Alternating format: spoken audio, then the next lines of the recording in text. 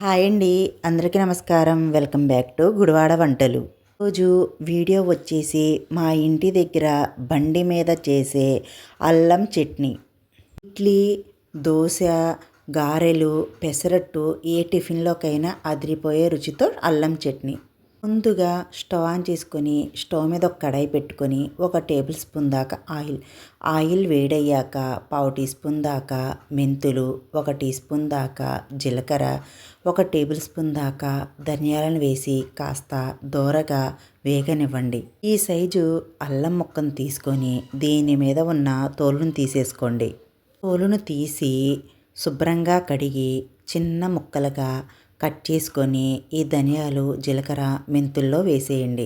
ఇప్పుడు మీరు తినే కారాన్ని బట్టి 10 నుంచి 12 దాకా ఎండుమిర్చిని వేసి కాస్త చిన్న మంట మీద పెట్టుకొని ఈ ఎండుమిర్చి అనేవి వేగేంత వరకు వేయించుకోవాలి.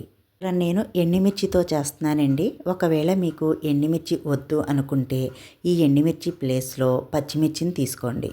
ఎండుమిర్చి వేసి ఈ అల్లం చట్నీని ఒక్కసారి మీ ఇంట్లో ట్రై చేయండి. అసలు ఏ టిఫిన్లోకైనా చాలా రుచిగా ఉంటుంది.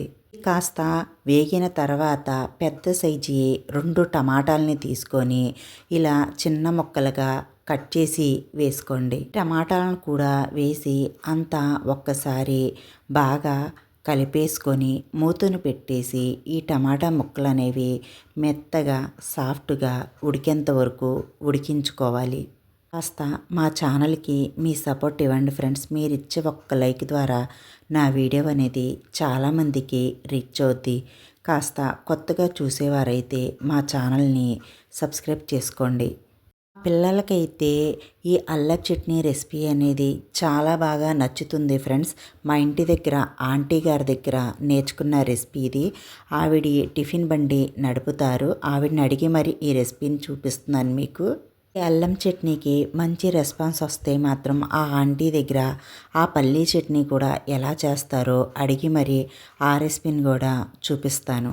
ఈ టమాటా ముక్కలు అనేవి మెత్తగా సాఫ్ట్గా ఉడికిపోయాయి కదండి. ఇప్పుడు చిన్న నిమ్మకాయ సైజ్ అంతా చింతపండును తీసుకొని నారలు తీసేసుకొని ఈ చింతపండును వేసేయండి. 1/2 టీ స్పూన్ దాకా పసుపును కూడా వేసి ఒక్కసారి కలిపేసుకొని కాస్త ఉడికిన తర్వాత స్టాప్ చేసేయండి. పూర్తిగా చల్లారనివ్వండి. పూర్తిగా చల్లారాక మిక్సీ జార్లోకి తీసుకోండి. ఒక 3-4 వెల్లుల్లి రెబ్బలు, రుచికి సరిపడినంత ఉప్పును వేసి మెత్తగా గ్రైండ్ చేయండి. ఇలా గ్రైండ్ చేసుకున్న ఈ అల్లం చట్నీలో కొద్దిగా 2 టేబుల్ స్పూన్ దాకా బెల్లం తురుమును కూడా వేసి ఒక్కసారి గ్రైండ్ చేసుకోండి. ఇలా వీడియో క్లిప్లో చూపించే విధంగా గ్రైండ్ చేసుకున్న ఈ చట్నీని ఇప్పుడు ఒక గిన్నెలోకి తీసేసుకోండి. ఇప్పుడు ఇదే ఈ మిక్సీ జార్లో కొద్దిగా నీళ్ళను కూడా వేసి ఈ చట్నీలో కలిపేసుకోండి.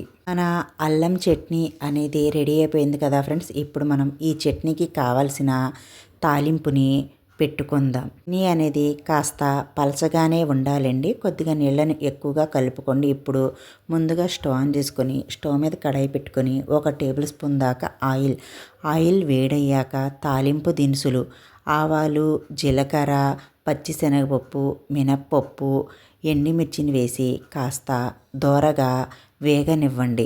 ఈ తాలింపు అనేది కాస్త గోల్డెన్ కలర్లో వేగేంత వరకు వేయించుకోవాలి. తాలింపు కాస్త వేగిన తర్వాత చిటికెడు ఇంగువ, కొద్దిగా కరివేపాకును వేసి వేయించుకోండి. తాలింపు అనేది చక్కగా దోరగా వేగిపోయింది కదండి. ఇప్పుడు మనం ఈ తాలింపుని ముందుగా గ్రైండ్ చేసి పెట్టుకున్న ఈ అల్లం చట్నీలో వేసి ఈ తాలింపుని కలిపేయండి. ఫ్రెండ్స్, ఎంతో రుచికరంగా ఉండే మా ఇంటి దగ్గర రోడ్ సైడ్ టిఫిన్ సెంటర్లో చేసే అల్లపు చట్నీ రెసిపీ రెడీ. మీకు కనుక ఈ వీడియో నచ్చినట్టయితే మా వీడియోకి ఒక మంచి లైక్ ఇచ్చి మీ ఇంట్లో ట్రై చేసి ఎలా కుదిరిందో కామెంట్ సెక్షన్లో కామెంట్ చేయండి. ఇలాంటి మంచి మంచి రెసిపీ వీడియోస్ కోసం మా ఛానల్ని సబ్స్క్రైబ్ చేసుకోండి. పక్కనున్న గంట సింబల్ని యాక్టివేట్ చేసుకోండి. Bye friends, thank you for watching.